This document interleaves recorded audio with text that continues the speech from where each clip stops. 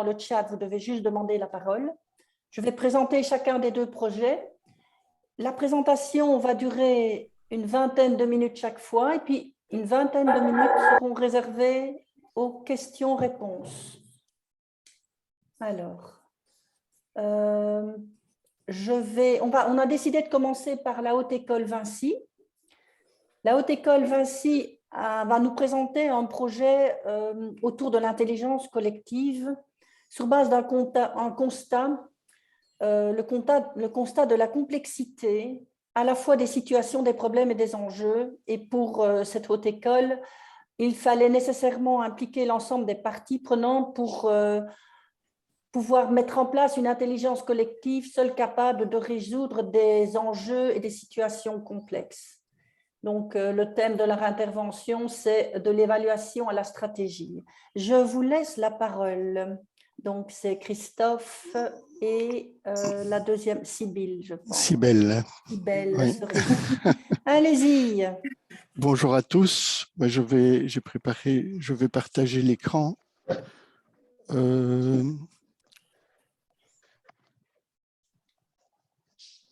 Est-ce que vous voyez la présentation? Oui, Christophe. Oui. Voilà. Donc oui, Sybille et moi allons vous présenter notre démarche de construction en fait du service qualité est centrée sur la stratégie particulièrement. Donc comment on a développé la stratégie sur base de l'évaluation institutionnelle et en faisant participer, donc en essayant de travailler avec le collectif et le plus possible. Vous m'entendez bien? Oui, on t'entend, Christophe. Oui. Ok. Donc, Sybille et moi allons parler tous les deux, donc alternativement.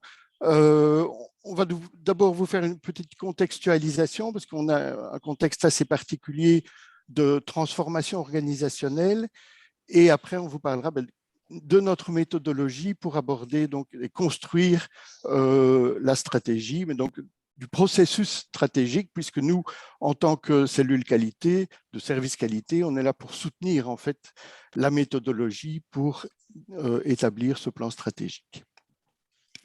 Donc, les éléments de contexte, la Haute École Vinci, vous avez sans doute entendu parler, hein, donc un petit rappel. Donc, on est dans une haute école, donc c'est un enseignement supérieur professionnalisant. Il y a 28 bacheliers, 2 masters, 11 spécialisations, donc environ un peu moins de 8000 étudiants.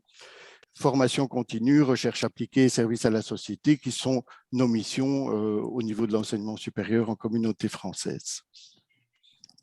Alors, la Haute École Vinci a, jusque 2019, été structurée très fort sur base des instituts fondateurs de la Haute École. Vous avez les noms vous disent sans doute quelque chose, hein, Marie-Abs, Parnasse Iséi, Paul Lambin, l'ECAM. Et donc, aussi bien la démarche qualité que la stratégie était quand même fort centrée sur ces instituts et finalement peu alignée avec une stratégie Vinci qui existait, mais qui était surtout vécue au niveau des instituts. Oula. Et donc, à partir de 2019, il y a eu un changement, vraiment une volonté de… Le modèle avait fait son temps et pour toute une série de raisons, donc la Haute École s'est restructurée en profondeur. Et donc, c'est structuré suivant 3 secteurs, les 3 secteurs représentés dans la Haute École, la santé, les sciences et techniques et les sciences humaines et sociales. Donc, on est vraiment passé d'une organisation plus géographique, je dirais au niveau des instituts, à une organisation par métier. Donc, vraiment un changement en profondeur. Et donc, voilà un peu l'organisation, la nouvelle organisation. Donc, vous voyez qu'il y a donc bien sûr au centre les secteurs avec leurs départements et les enseignants qui y travaillent. Pour les soutenir, il y a 3 grands types de services, je dirais ceux qui sont liés à la direction présidence, donc qui sont en soutien de la direction présidence, des services en orange en dessous qui sont plus en soutien pédagogique, donc qu'on a appelé les services académiques, et puis les services transversaux qui sont là la logistique, je dirais, donc les affaires étudiantes, la RH, l'immobilier, mobilier, etc. Et donc nous nous trouvons ici, donc à la fois comme service soutien à la direction présidence et avec un rôle bien sûr de proximité de terrain avec des missions de conseiller qualité auprès des secteurs et des départements. Donc un double rôle, à la fois de soutien au pilotage de l'organisation et de soutien au niveau du terrain. Une nouvelle équipe donc a été constituée, un service, c'est un service. Il est composé de 9 personnes et donc nous avons décidé d'être tous à la fois conseillers au niveau de service ou de secteur. Donc on s'est partagé en fait la structure que vous avez vue avant et chacun a un rôle de conseiller sur le terrain et à la fois de développeur et au niveau plus de proximité des services de la direction présidence. Vous voyez, on est 9. On a tous, donc vous voyez, c'est le petit carré gris ici, un rôle de proximité au niveau des différents services ou secteurs. Vous voyez, secteur de la santé ici, sciences humaines. Moi, je suis proche du CODIR. Je soutiens le CODIR dans ses démarches. Voilà. Et donc, une équipe de 9, très hétérogène. On a des expertises très diverses, il y a des enseignants, mais il y a aussi des gens qui viennent de l'administration, des finances, on a des gens qui étaient consultants à l'externe, notamment en gestion de projet. Voilà, donc très hétérogène. Et la plupart n'ont pas un temps plein, ce n'est pas 9 temps plein malheureusement, mais donc la plupart partagent d'autres missions et donc sont à temps partiel dans notre service. Un nouveau projet qualité aussi à l'échelle de la haute école. Et donc vraiment, voilà un peu résumé notre projet de système qualité que l'on est en train de développer au sein de la haute école. On travaille sur beaucoup de fronts. On a vécu les audits institutionnels et des audits programmatiques, le soutien méthodologique à la stratégie. Vous voyez, c'est ce qu'on va vous présenter ici. Mais vous voyez, donc, on travaille, donc ici, vous avez un modèle un peu global d'une organisation.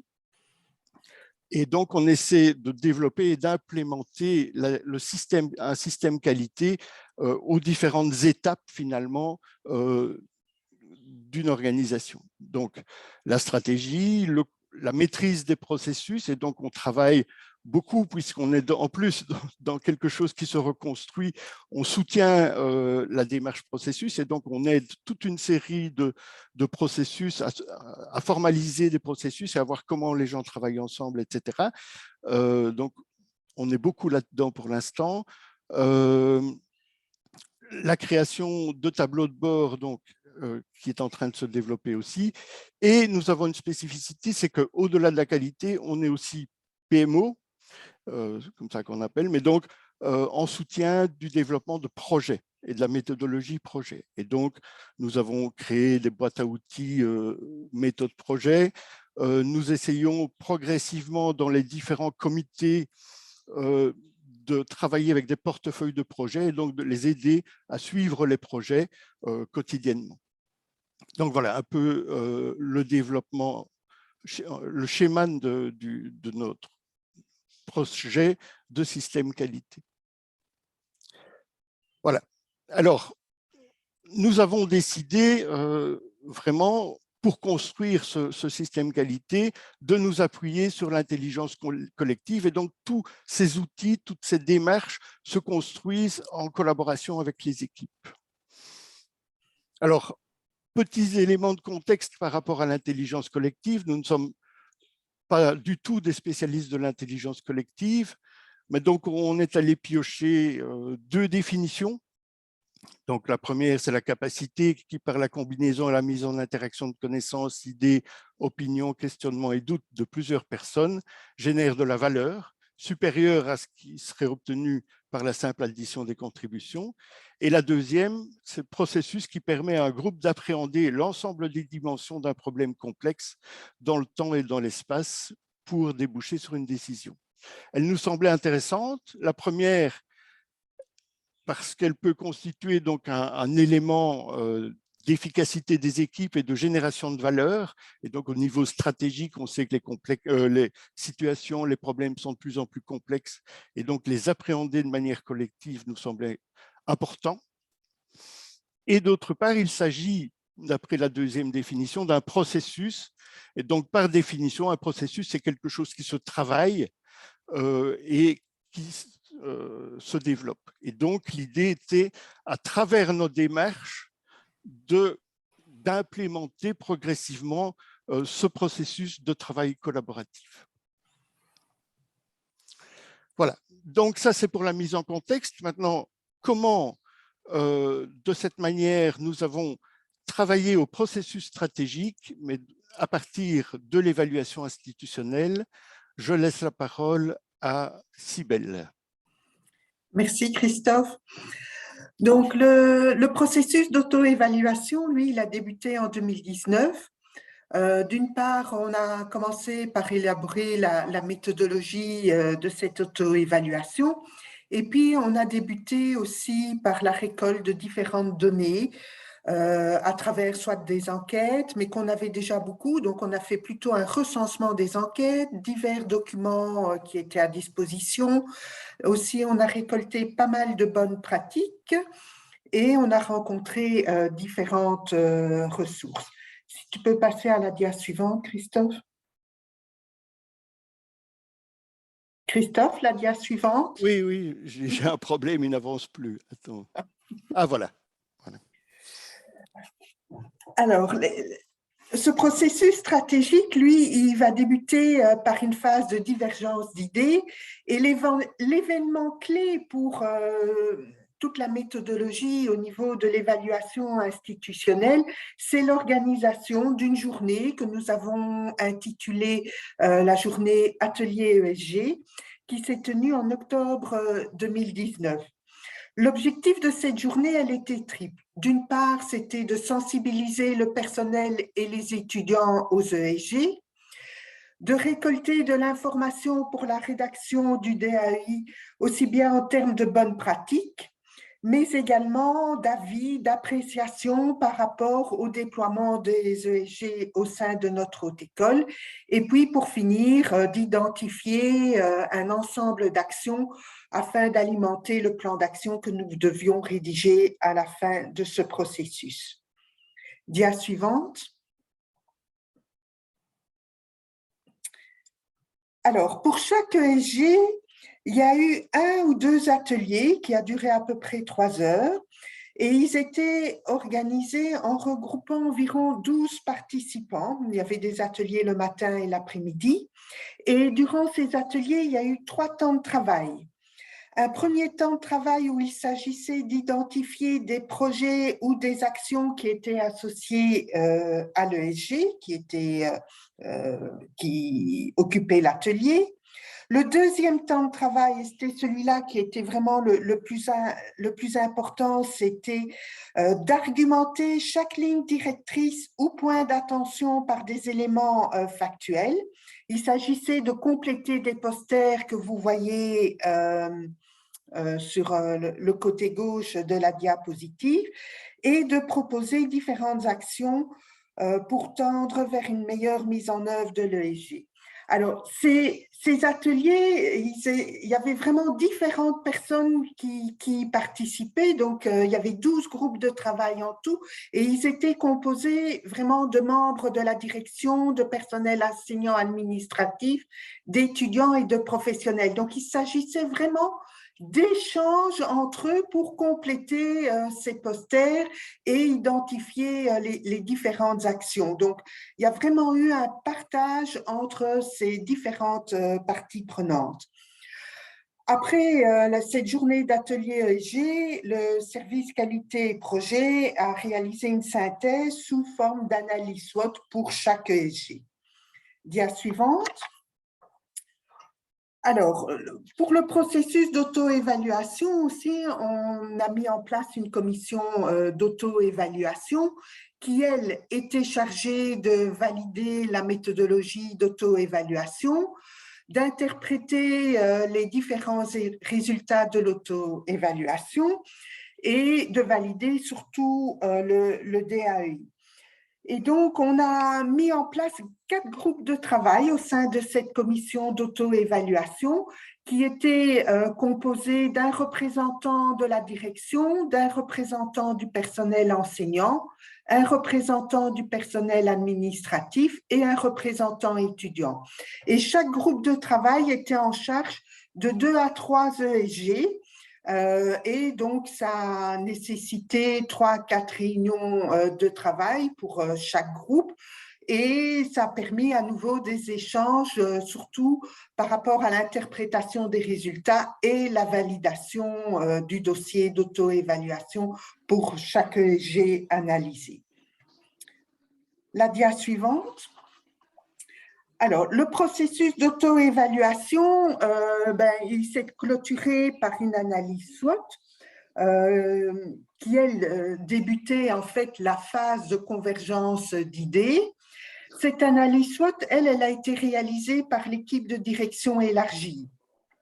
Et donc, dans un tableau Excel, on a récolté les différents résultats qui étaient issus des ateliers ESG, mais aussi complétés par des enquêtes, des éléments qui ont été identifiés lors d'une matinée de sensibilisation des membres du collège de direction à l'analyse SWOT, et puis une analyse SWOT qui avait été réalisée dans le cadre d'un projet de rapprochement.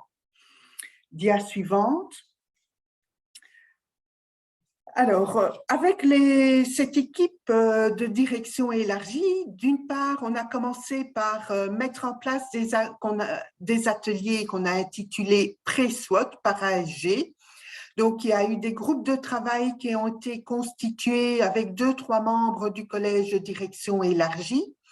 Ils avaient en charge de travailler 2 à 3 ESG et pour chaque ESG, ils devaient identifier 4 à 10 éléments de la SWOT. Il fallait au moins qu'il y ait un élément pour chaque cadran de la SWOT et de justifier leur choix par rapport aux éléments identifiés et de proposer un indicateur aussi pour chaque élément identifié. Et puis, il y a eu un atelier de synthèse qui, lui, a réuni à nouveau tous les membres du collège de direction élargie. Et lors de cet atelier de synthèse, les membres, l'équipe de direction a identifié pour chaque cadran de la SWOT au maximum 5 éléments. Ça, on avait vraiment bien insisté pour ne pas dépasser plus de 5 éléments. Et puis, on a repris cette analyse SWOT et on l'a mise en regard. On a mesuré l'impact de la culture sur cette analyse SWOT et on l'a mise aussi en regard de l'intention stratégique, donc de la vision sur laquelle le collège de direction avait travaillé précédemment. Tu peux passer à la dia suivante. Alors, cette analyse SWOT a permis par après aux membres du collège de direction de travailler sur les orientations stratégiques. Donc, celle-ci s'appuie sur le croisement des différents éléments issus d'une part des analyses internes et externes qu'on a mis en regard avec les éléments issus de notre environnement, l'environnement de notre haute école, aussi bien au niveau macro qu'au niveau micro. Et donc, il s'agissait ici aux membres du collège de direction de se centrer essentiellement sur le quoi. Donc, que voulons-nous être dans 4 ans? Donc, on a vraiment insisté auprès des membres du collège de direction de travailler sur cette optique-là. Si tu peux passer à la dia suivante. Donc, il y a eu plusieurs réunions qui se sont déroulées. Lors de la première réunion, on a demandé aux membres du collège de direction d'identifier les axes stratégiques et on leur a posé la question suivante. Comment s'appuyer sur nos forces et ou chercher à combler nos faiblesses en interne pour saisir des menaces ou faire face, pour saisir des opportunités, excusez-moi, et faire face aux menaces de notre environnement. Et donc, suite à cet exercice, donc il y a 5 axes qui ont été dégagés, 3 qui portaient plus sur notre mission d'enseignement et 2, dont un portait sur le personnel et l'autre sur la structure qui permettait de remplir notre mission d'enseignement. Lors du deuxième atelier, il y a eu des ajustements qui ont été opérés par rapport à l'exercice précédent. De nouveaux éléments ont été également intégrés parce que ceux-ci n'étaient pas suffisamment ressortis. Et puis, lors du troisième atelier, on a repris ces 5 axes stratégiques et on les a retravaillés dans l'optique, d'une part, de définir les intentions stratégiques, donc les effets auxquels les membres du collège de direction voulaient, quels effets ils voulaient atteindre au bout des 4 ans, et puis en déterminant les objectifs stratégiques, donc les réalisations qui permettraient de développer ces intentions dans les 4 années à venir. Voilà. Si tu peux passer, voilà, je te cède la parole, Christophe. Oui, donc on est ressorti de cet exercice, donc à la fois de divergence d'idées d'abord à travers les ateliers qui avaient eu lieu lors du DAEI, et puis de convergence d'idées, puisqu'il fallait bien centrer et essayer d'identifier les éléments principaux. On est ressorti de ce double exercice, donc avec des axes stratégiques, donc des orientations stratégiques et le dossier d'auto-évaluation interne. Le travail n'est pas terminé. Nous ne voulions pas en fait larguer un plan stratégique avec des orientations stratégiques comme ça au personnel. Souvent, ça ne leur dit rien. Ah oui, ça leur passe au-dessus de la tête. Et bon, ben voilà. Qu'est-ce qu'ils ont encore, ces martiens? Qu'est-ce qu'ils nous ont encore pondu, ces martiens? Et donc, on voulait vraiment essayer de travailler avec les équipes pour rendre ce plan stratégique concret. Et donc, on a travaillé, on n'a pas fini d'ailleurs, une deuxième partie de l'implémentation de ce plan stratégique qui est vraiment travailler la stratégie opérationnelle. Et là, se centrer sur le comment. Comment allons-nous arriver à ces orientations stratégiques qui ont été identifiées préalablement. Donc, nous avons fait le tour des secteurs et services avec les orientations stratégiques. Nous leur avons présenté ces orientations stratégiques et l'historique, parce qu'il y avait quand même un certain temps qui était passé avant préalablement, d'autant plus qu'il y avait eu la crise du Covid entre-temps. Donc, et les équipes se sont réappropriées, discuté ces orientations stratégiques et on leur a demandé, au regard de ces orientations stratégiques, de proposer des objectifs opérationnels qui répondent à cette stratégie. Donc, pour vous, comment on peut y arriver? Avec quels objectifs opérationnels?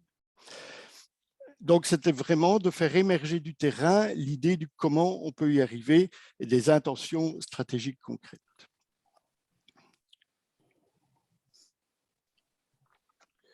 Donc, il y a eu 6 fois 2 ateliers. Donc, on a fait ces ateliers, donc 6 fois parce qu'on a d'abord fait cette présentation des orientations stratégiques, cette discussion sur les orientations stratégiques, et puis on a travaillé dans un deuxième atelier sur la formulation des objectifs opérationnels. Donc on a fait ça auprès des 3 secteurs, ça rassemblait direction et chefs de département, il y avait des allers-retours au sein des équipes, au sein des départements. Donc, les chefs de département ramenaient ça au sein de leurs équipes et on discutait. Et puis, ils revenaient donc lors du deuxième atelier. Et puis, on a fait ça donc au niveau, vous avez vu la structure de la haute école, des services staff DP, donc des services académiques et des services transversaux. Et on a obtenu plus de 120 propositions d'objectifs opérationnels, ce qui est énorme. Mais c'est un peu caractéristique en fait de notre mode de fonctionnement, c'est qu'il y a beaucoup d'idées, on veut faire beaucoup de choses et ça va dans tous les sens. Ça entraîne des fatigues et toute une série de choses et parfois de l'inefficacité. Et donc, nous sommes en train de travailler maintenant sur la deuxième phase qui est la convergence d'idées. Donc, on était de nouveau dans une divergence d'idées. C'est sur base de cette orientation stratégique, comment peut-on y arriver? Faites des propositions.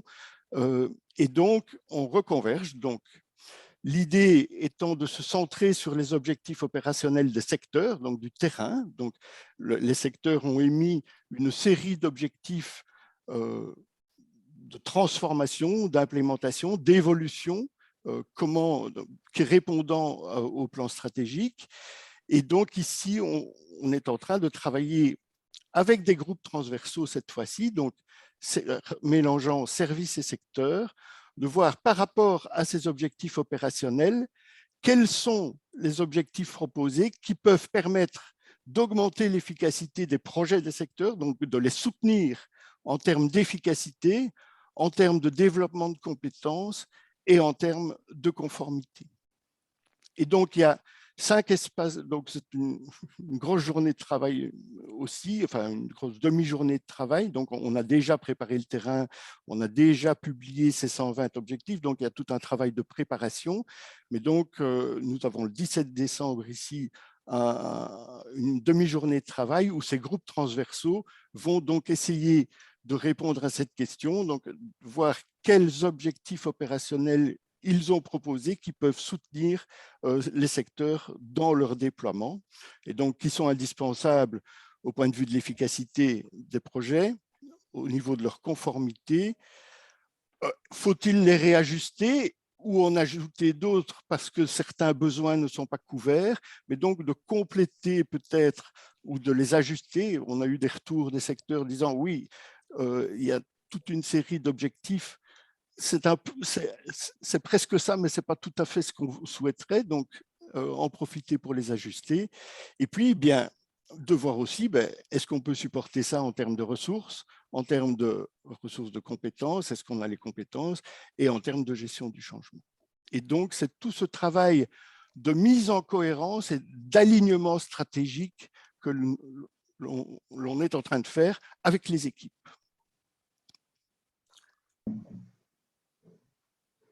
Voilà. Je recule moi ici.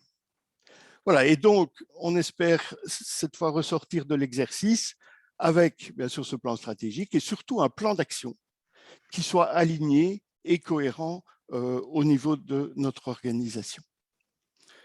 L'étape suivante sera de pérenniser ce processus et donc de le rendre, de le systématiser et donc de faire des boucles d'amélioration et de révision de la stratégie tous les X temps, on espère tous les 2 ans ou quelque chose comme ça, mais donc un système vraiment d'ajustement en fonction des données et des évaluations, des mesures que l'on aura faites sur le terrain avec les autres développements que l'on est en train de faire. Voilà, je vous remercie pour votre écoute et je laisse la parole à Anne-Joëlle. Oui, merci Christophe, c'était vraiment bien intéressant, cette intelligence collective. Et en fait, vous avez mobilisé beaucoup de personnes, c'est documenté un peu dans la littérature sur les processus qualité, ça crée de l'engagement, ça crée de la connaissance mutuelle. Le risque, évidemment, ce sera la répétition et ce sera éviter les rendements décroissements lors de la répétition de l'exercice et la fatigue, hein, parce que ça a dû prendre beaucoup de temps. Alors, je vais aller dans le chat et je vois que Monique Dérison a une question à poser. Monique, tu as la parole. Si tu peux ouvrir ton micro. Oui, bonjour. Je suis directrice d'une école de promotion sociale de la ville de Liège, donc une beaucoup plus petite structure que la vôtre, bien entendu. Et je me posais la question de savoir de quelle manière le PO était-il intégré à ce type d'exercice. Maintenant, pour les hautes écoles, c'est peut-être différent que par rapport à notre réalité. Mais voilà. Peu, à vrai dire. Il y a des allers-retours avec le PO. Je vais présenter l'état d'évolution, etc. Il y a des discussions, mais ils ne sont pas dans les groupes de travail. Ok, ça va. Ouais, Merci beaucoup. Alizé, tu tac.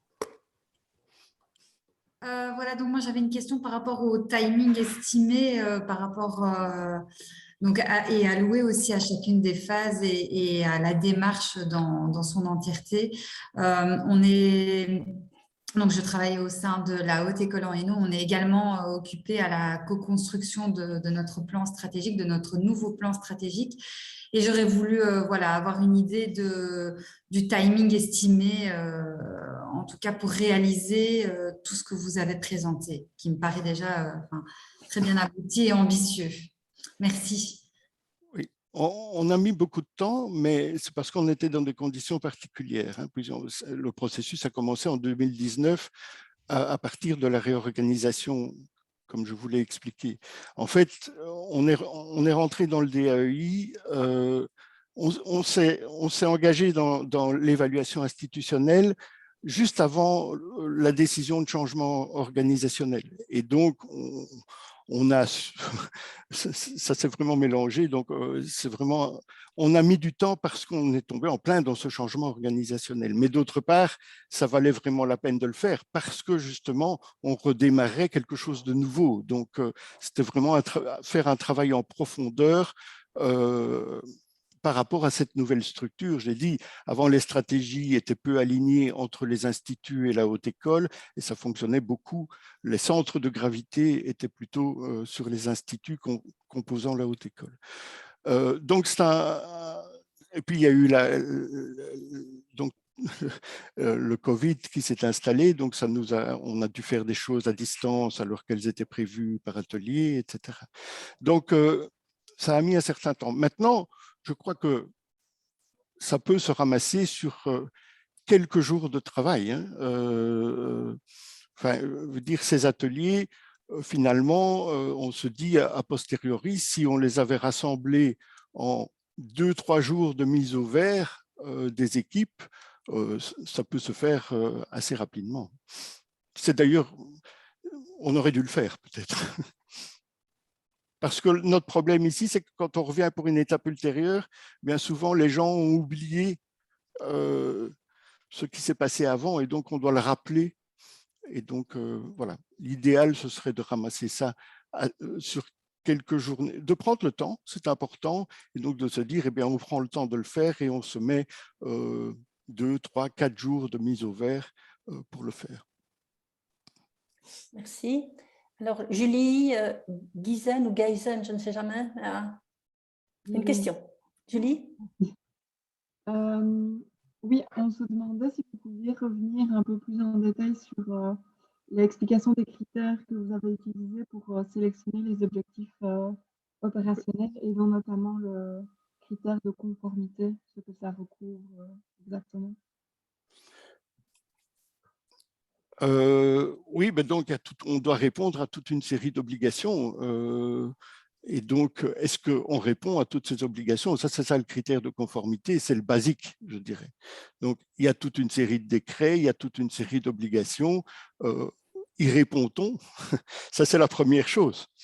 Après, on peut aller plus loin. Mais donc, c'est pour ça que c'est la première question posée, c'est est-ce que il y a des objectifs qui sont indispensables au point de vue de la conformité, c'est-à-dire pour répondre déjà aux obligations que l'on a. Et puis alors après, les deux autres critères, c'est surtout l'efficacité, c'est-à-dire augmenter l'efficacité du système, de notre organisation, pour permettre d'atteindre plus facilement les objectifs des secteurs. Ça part parfois un peu dans tous les sens.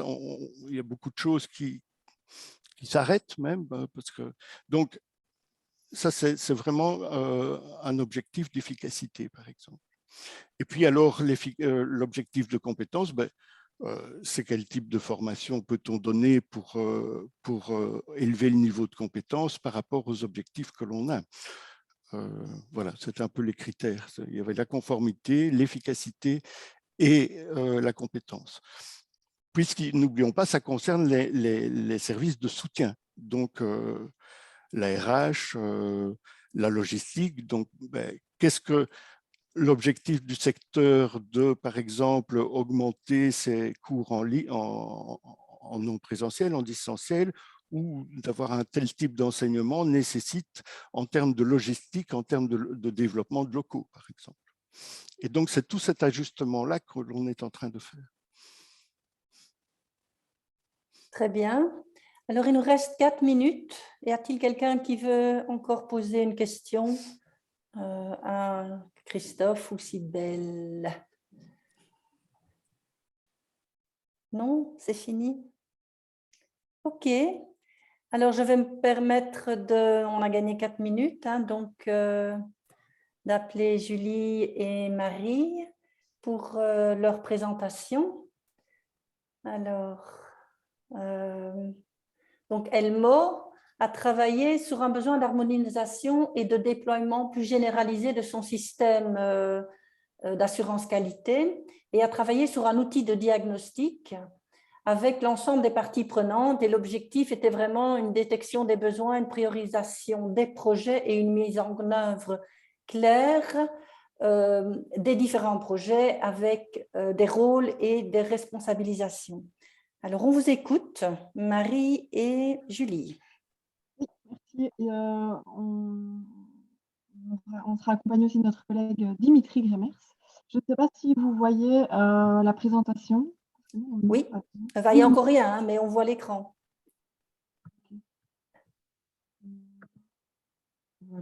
Voilà. Merci à la de nous donner la parole aujourd'hui. Nous sommes Marie Falla, Dimitri Gremers et moi-même, Julie Guizen, membre du service de développement institutionnel de la Haute École Libre Moselle. Et donc, pour répondre à la thématique de concrétisation de l'implication des parties prenantes dans les politiques et procédures qualité, on a choisi de vous présenter un outil qui a été créé par le service. Julie, Julie, on ne t'entend pas bien. Ah, pardon. Donc, je disais, pour répondre à cette thématique, nous avons choisi de vous présenter un outil que nous avons créé en service, qui est l'outil de diagnostic qualité et qui a vu le jour à la suite de l'audit institutionnel. Donc, nous allons vous présenter donc, dans quel contexte cet outil a vu le jour, comment il a été construit, comment concrètement on l'a utilisé et dans quel objectif. On vous proposera aussi quelques exemples de résultats au sein d'un département et des exemples de suites possibles à donner aux résultats qu'on a obtenus. Alors, je vais d'abord vous présenter Marie, on ne t'entend pas. Donc, je vais vous présenter le contexte de création de l'outil et avant tout, je vais vous présenter la raison pour laquelle... Donc, Marie, on n'entend rien. Ouais, de vos places. Le son n'est pas du tout. Faut mettre les casques. Donc,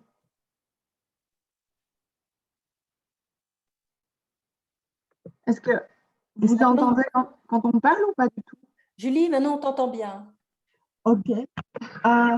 Donc, l'outil diagnostic est apparu parce qu'on avait vu naître différents besoins, notamment au cours de la rédaction du DEI.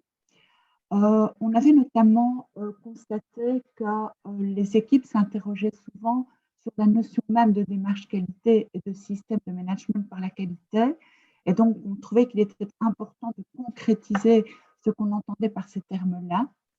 Ensuite, on s'était rendu compte qu'il y avait un besoin à la fois de centration et de décentration au niveau des départements et des cursus, c'est-à-dire que de notre côté, on souhaitait une certaine harmonisation des démarches qualité, mais par ailleurs, on sentait bien que les cursus et les départements souhaitaient quand même pouvoir les adopter avec un certain degré d'autonomie, de spécificité propre à leur cursus et départements.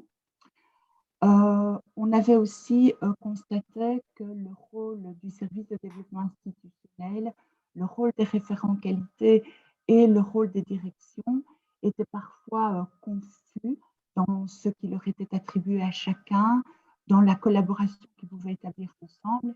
Et donc, tous ces éléments-là nécessitait vraiment qu'on puisse davantage poser clairement l'ensemble des démarches qualité à mettre en place et le rôle de chacun par rapport à ces démarches. Alors, pour pouvoir créer cet outil, nous nous sommes appuyés, bien entendu, sur un ensemble d'éléments nous venant de l'agence, les rapports qui nous avaient été rendus à Elmo, les analyses transversales effectuées par l'agence. Nous avons aussi mené des entretiens avec les différents directeurs du département, avec les différents référents qualité des départements, et puis nous avons effectué un certain nombre de lectures. Je vais maintenant passer la parole à Dimitri. Voilà, bonjour à tous, j'espère que vous m'entendez bien. Donc cet outil qui s'est nourri, donc, comme Marie l'a dit, de diverses sources, il nous permet de recenser à travers une auto-évaluation, donc que les cursus font, l'ensemble des démarches qualité qui à la fois peuvent ou devraient être réalisées donc dans un cursus, dans un département. Donc on a vraiment listé de manière assez exhaustive, ça a un côté finalement un peu idéal typique, toutes les démarches qualité qui devraient être mises en place. Et donc, ça nous permet d'avoir concrètement une photographie de ce qui va être en place, des besoins concrets futurs éventuellement, et de déterminer après les collaborations, de demander vraiment aux acteurs de s'engager, de nous dire de quoi avez-vous besoin. Nous, en tant que SDI, service de support, ça nous permet évidemment de planifier aussi notre action et de voir quelle collaboration on va devoir mettre en place dans les années qui suivent, étant donné qu'on a demandé quand même un calendrier assez large.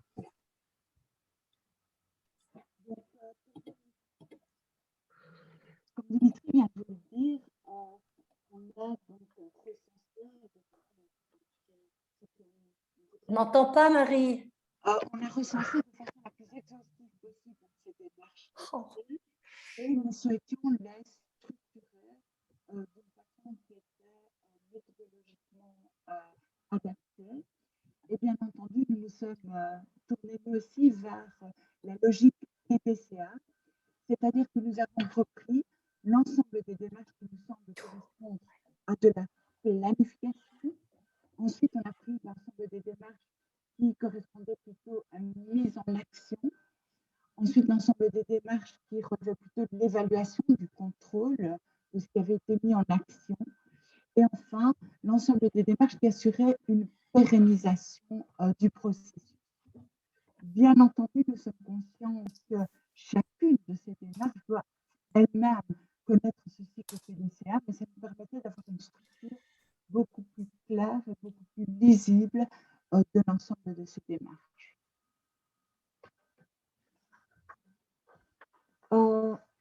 Quand les directeurs de cursus, les directeurs de département et les responsables de services transversaux complétaient dès lors cet outil, on leur demandait de se prononcer en attribuant un score qui allait de 1 à 4. Ils attribuaient le score 1 par rapport à une démarche quand ils n'avaient jamais envisagé. Le score 2, c'était lorsque la démarche avait été mise en place de façon tout à fait occasionnelle, tout à fait épisodique. Le score 3, c'est quand la démarche avait été présente de façon relativement régulière. Excusez-moi, on ne vous entend vraiment pas. On va tester avec un casque pour voir si... Oui, mais moi, j'ai mis mon son au maximum et à ce moment-là, ça marche.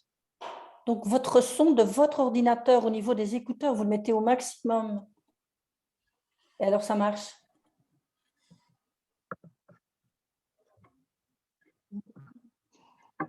Est-ce que vous entendez mieux de cette façon-ci? Ça va mieux chez moi. Pareil. C'est pareil chez vous. Et en mettant votre son au maximum dans votre ordinateur, ça va pas mieux? Avec ou sans écouteurs. Je me demandais, il n'y a qu'un seul ordinateur dans votre local, la dame? Non, nous en avons plusieurs. Plusieurs qui sont sur la même... Le son non, il n'y en a qu'un seul qui est branché. Oui. Ah oui, ok. Avec le casque, on dirait que ça va, Marie. Oui, ok.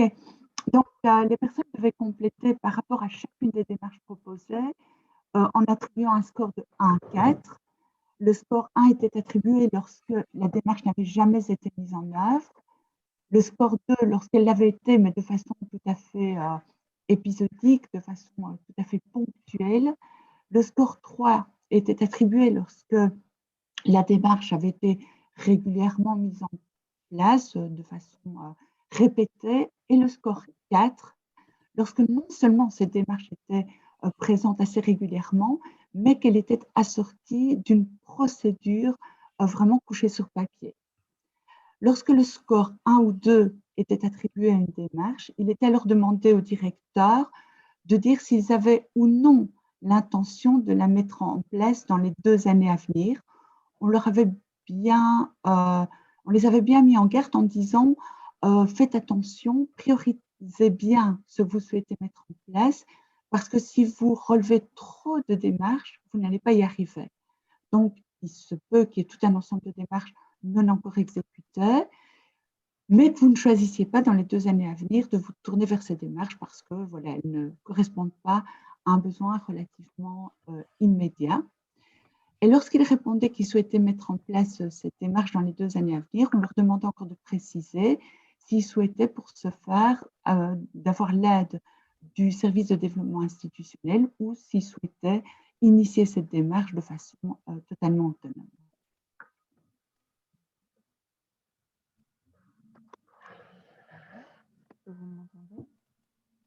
Donc, l'outil a été conçu pour pouvoir être utilisé à la fois à l'échelle d'un département, mais aussi pour les cursus et pour les services administratifs, donc les services transversaux.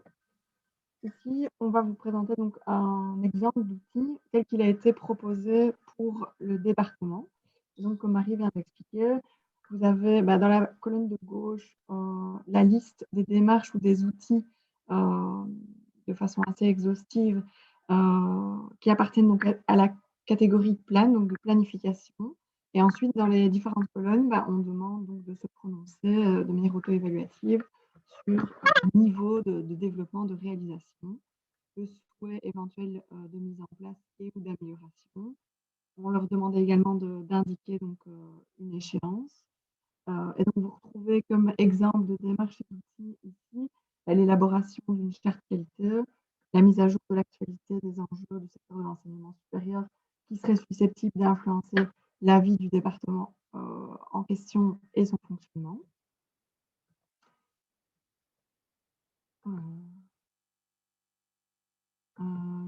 Je ne sais pas chez vous, est-ce que vous voyez encore quelque chose ou l'écran est vide aussi? L'écran est vide. Bon, désolée, je vais relancer le partage d'écran. Désolée pour tous ces petits couacs.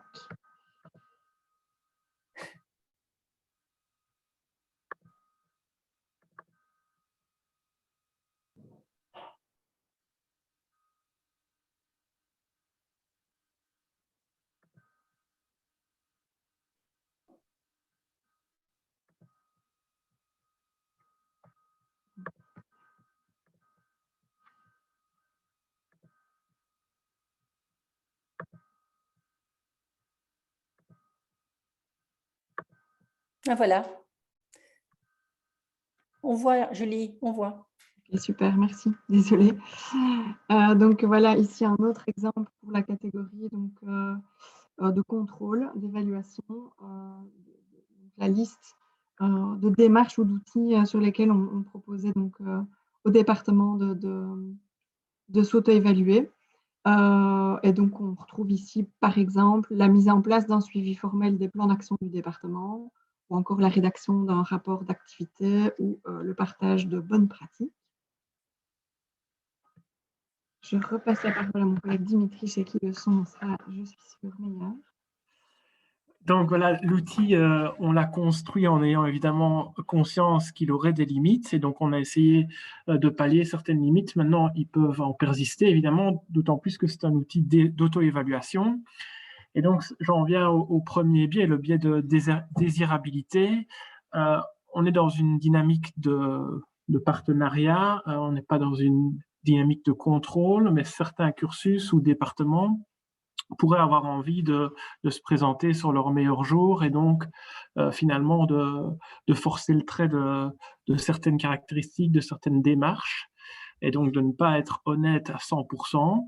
Le biais de confirmation, il est aussi pris en compte. On a tendance à privilégier les informations qui confirment nos idées préconçues. Le biais d'autocomplaisance, attribuer donc des échecs ou des réussites à des facteurs externes si une formation n'est pas en adéquation avec les besoins du milieu professionnel. Certains cursus qui ne considéreraient pas que cette démarche est intéressante, eh bien, vont peut-être trouver d'autres explications. Les stéréotypes, les préjugés, certains cursus ne sont pas nécessairement en faveur de démarche qualité, n'ont pas la même vision. Et donc, ça peut influencer les réponses de l'auto-évaluation. Et le timing, ça évidemment, dans le secteur de l'enseignement, le timing n'est jamais bon. Il y a toujours un événement qui va arriver. Et donc, on a été confronté à cette limite où nous, on a demandé au cursus et au département de remplir l'outil à la fin de l'année académique. On avait laissé quand même un temps assez important, mais ce n'est jamais suffisant. Donc, c'est évidemment une des limites à prendre en compte. Alors voilà, on va maintenant vous présenter un exemple de synthèse des résultats qu'on a réalisé pour un département.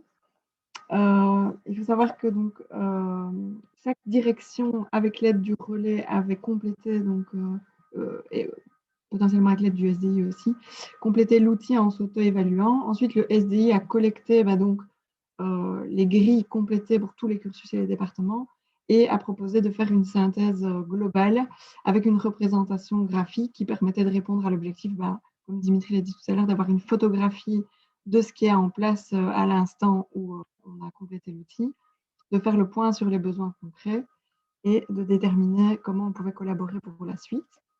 Donc, vous avez ici un exemple pour un département. On a choisi aussi de calculer un score moyen PDCA qui reprenait en fait donc, les scores obtenus dans les autres catégories, ce qui nous permettait comme ça visuellement de se rendre compte du niveau de développement des démarches qualité. Et donc ici, si on regarde globalement pour le département, on constate que la démarche qualité en développement, le score PDCA, il est à un petit peu plus de 50%. On voit que c'est ce qui relève de la réalisation, donc de la mise en œuvre d'actions concrètes qui obtient un score très élevé puisqu'on a 75%. Tout ce qui relève de la planification, de l'ajustement et des actions transversales obtiennent des scores autour de 50%. Et que finalement, c'est au niveau de l'étape de vérification, de contrôle, donc check, que le niveau de développement est moins avancé. Et donc, ça recouvre, comme je le disais tout à l'heure, la mise en place d'un suivi formel de plan d'action, par exemple, la rédaction d'un rapport d'activité. Alors, cette synthèse-là, elle a été proposée,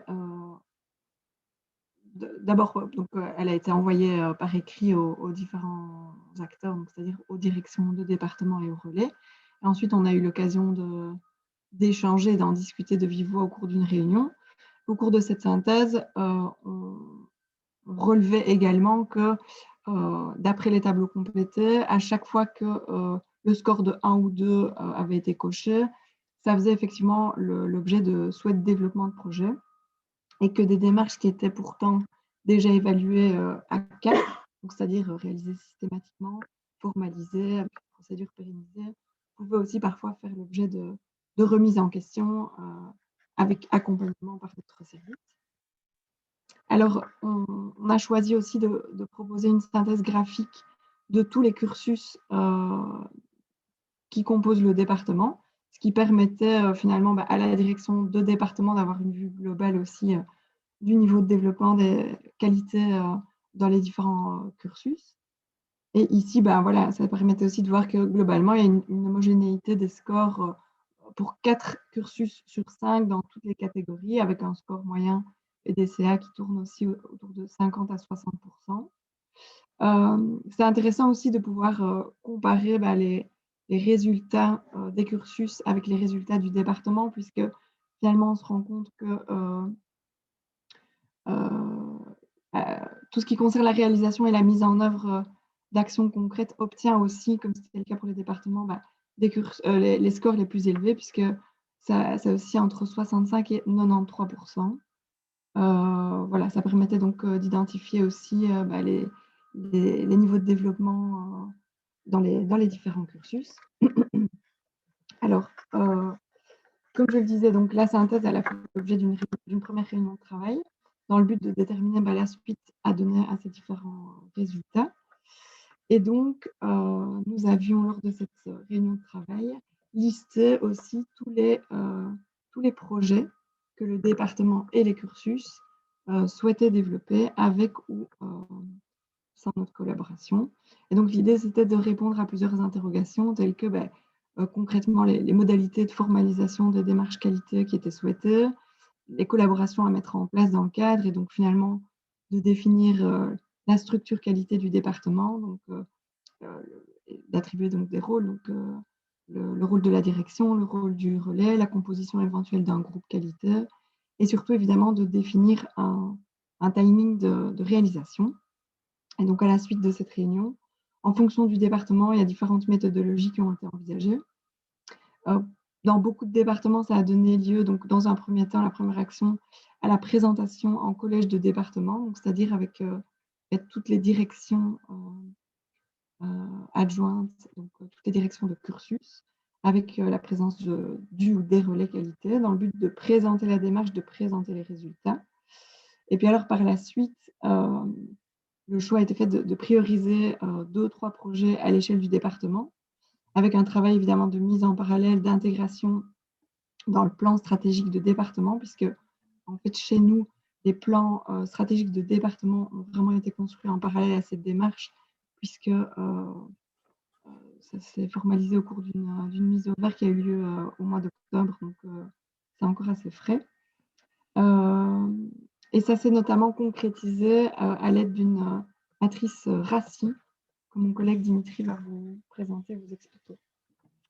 Oui, bon, on a utilisé, pour être assez précis dans la mise en œuvre des tâches, la matrice de responsabilité que vous connaissez probablement, donc RACI, qui nous a permis donc de déterminer concrètement, si on revient sur les lettres de l'acronyme, qui va être responsable de la tâche, qui va la réaliser concrètement, le R, qui va être en charge de l'accountability, donc la personne qui devra approuver la réalisation de la tâche en tant que telle, la personne qui sera consultée dans le processus et les personnes ou la personne qui sera informée de la tâche. Et donc, ça nous a permis clairement de définir les rôles et les responsabilités précises de manière à ce qu'il n'y ait pas d'embâge dans la mise en œuvre de chaque tâche qualité. Merci pour votre attention. Merci et désolé pour la qualité du son. Merci à vous trois. C'est un exposé vraiment bien intéressant où on montre que vous avez vraiment été à l'écoute des parties prenantes pour essayer d'atteindre une adéquation des fins et des moyens tout en soutenant vos équipes. Alors, qui a une question à poser aux 3 intervenants? Si vous pouvez vous manifester dans le chat, comme ça je peux distribuer la parole en fonction de l'arrivée. Personne n'a de questions. Ah si, Jean-Louis Nizet. Posez ta question. J'avais simplement une question. Il était fait mention des plans stratégiques de département qui ont été construits en parallèle avec la démarche qualité présentée. Je voulais savoir quel est le lien qui avait été fait entre tout cela et le plan stratégique de l'ELMO. Je suppose que vous avez reconsolidé cela dans un plan stratégique global de la haute école et pas uniquement au niveau des départements. Oui, tout à fait. En fait, l'idée, c'est qu'on s'est rendu compte que on risquait de se retrouver effectivement avec beaucoup de documents type plan d'action, puisqu'on a d'une part un plan d'action qui découle de l'audit institutionnel. D'autre part, on a des plans d'action qui sont propres au cursus et qui découlent aussi des audits programmatiques. En parallèle à l'audit institutionnel, on a eu la rédaction et donc, du plan stratégique de ELMO. Et tout récemment, on a demandé donc une appropriation du plan stratégique de ELMO par les départements. Et alors, avec cet outil, on avait un petit peu peur parce que ça donnait lieu finalement à… On n'avait pas envie de parler de nouveau d'un plan d'action, donc on l'avait baptisé feuille de route. C'est mieux. Et donc, pour s'assurer de la cohérence entre tous ces documents, on leur a en fait demandé de sélectionner sur base des critères qu'ils choisissaient eux-mêmes certains des projets de cette feuille de route et de les transcrire dans leur plan stratégique de département. Et donc, en fait, ça pouvait, pour plusieurs éléments, ça se mettait bien parce que ça constituait finalement des étapes qui permettaient d'atteindre des objectifs plus macro dans leur plan stratégique de département. Merci. Il y a une Donc, autre... en fait, vous avez essayé d'être le plus concret possible au départ des départements. Vous avez plutôt fait un bottom-up. Voilà, c'est ça. Comme Marie l'a expliqué tout à l'heure, nous, on est vraiment amené à travailler en permanence dans cette tension, entre guillemets, entre centralisation et décentralisation. Et donc, on essaie de trouver vraiment un équilibre entre les deux et à chaque fois de proposer des outils du service de développement institutionnel, mais qui peuvent vraiment tenir compte des spécificités et respecter une certaine autonomie aussi des départements et des cursus. Merci. Moi, j'ai une question. Cette culture bottom-up était-elle préexistante ou vous l'avez progressivement introduite? Historiquement, elle est historiquement existante à NMO, avec les avantages et les inconvénients. On voulait essayer vraiment dans... Je t'entends pas.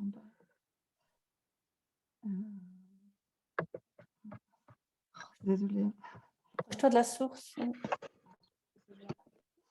On voulait vraiment essayer, au travers de cet outil-là, d'en retirer vraiment la quintessence. Donc vraiment d'avoir à la fois, comme le disait Dimitri, une sorte d'idéal de démarche qualité, mais de permettre à chaque département, chaque cursus, chaque service transversal de définir où il en était et ce qu'il souhaitait comme rythme d'avancée par rapport à cet idéal élevé.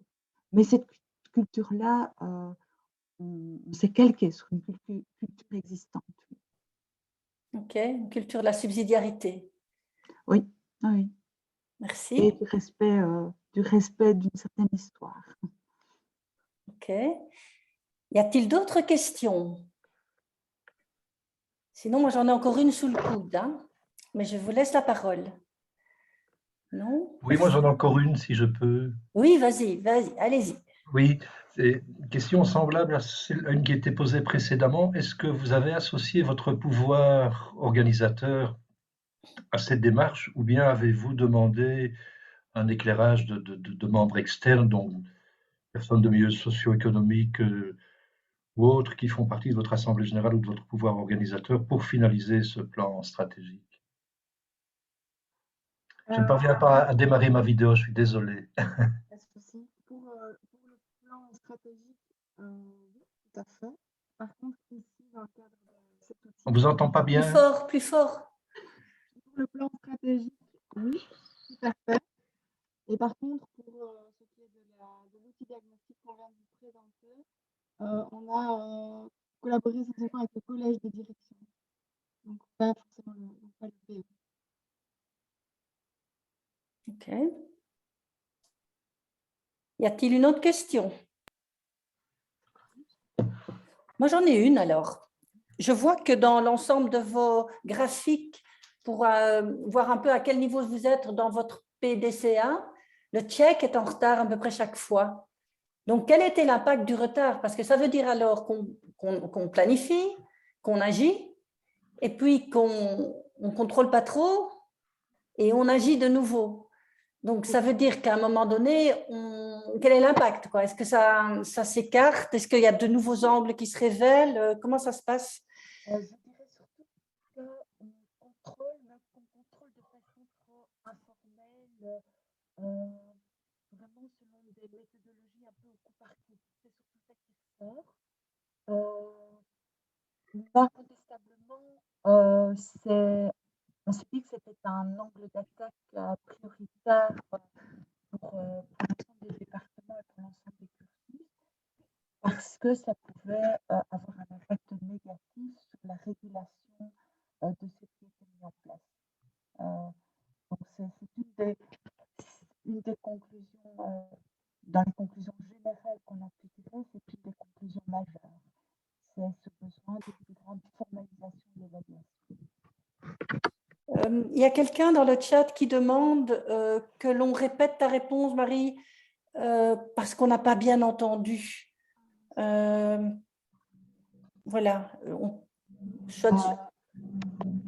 Moi, je laisse en même temps. Donc, je disais, oui, effectivement, dans les conclusions plus générales qu'on a pu tirer, on s'est rendu compte que c'est la formalisation de l'évaluation qui devait vraiment être travaillée. Parce que des évaluations, il y en a, elles sont même multiples, mais elles sont trop organisées au coup par coup, selon des besoins très ponctuels et de façon très spécifique à chaque cursus, à chaque projet. Donc, c'est cette formalisation qui est nécessaire et qui sera un des axes de travail prioritaires pour le SDI. Ok, Il faut essayer de détailler parce que je ne crois pas qu'on a tout entendu, c'est ce que je lis. Mais en gros, ça permet cet outil vraiment d'avoir une...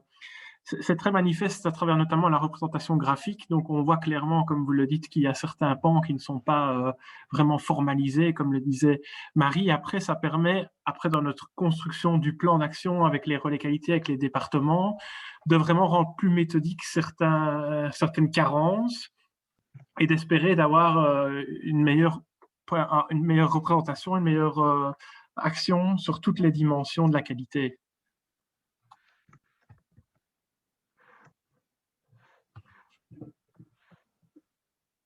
Merci bien. Donc moi, j'ai surtout compris qu'en fait, on faisait du check, mais qu'on allait essayer de le formaliser, le systématiser pour avoir une approche peut-être un peu plus rationnelle. Mais ce n'est pas qu'il n'y a pas du check. Il n'est pas systématisé ou il n'est pas encadré ou il n'est pas... voilà. Alors, qui d'autre veut poser une question? On a encore un peu de temps.